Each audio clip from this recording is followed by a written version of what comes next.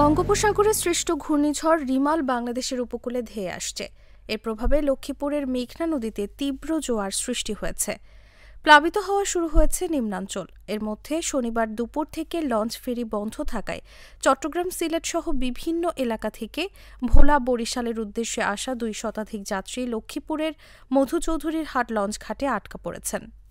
সকল নৌযান মালিক এবং চালকদের জন্য জানানো যাচ্ছে যে ঘূর্ণিঝড় রিমালের আগমন উপলক্ষে 10 নম্বর মহাবিপদ সংকেত দেখানো হচ্ছে। তাই আপনারা নৌযান চালাবেন না। সকলকে নিরাপদ স্থানে থাকার জন্য অনুরোধ করা হচ্ছে। ঘূর্ণিঝড়ে দুর্ঘটনা এড়াতে স্পিডবোট ও ইঞ্জিন চালিত ট্রলারও চলাচল করতে দেওয়া হয়নি। এতে চরম দুর্ভোগে পড়েছেন যাত্রীরা। রবিবার সন্ধ্যায় মজু চৌধুরীর হাট লঞ্চ ও ফেরিঘাট এলাকায় গিয়ে আটকা পড়া যাত্রীদের ভিড় দেখা যায়।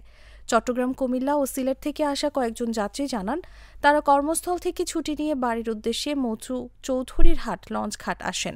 কিন্তু লঞ্চ ও ফেরি চলাচল বন্ধ থাকায় তারা বাড়ি যেতে পারেননি। 3 থেকে 4 দিনের ছুটির 2 দিনই লঞ্চ ঘাটে কেটে গেল। কখন লঞ্চ ও ফেরি ছাড়া হবে তাও অনিশ্চিত। এতে অনেকেই আবার কর্মস্থলে ফিরে যাচ্ছেন।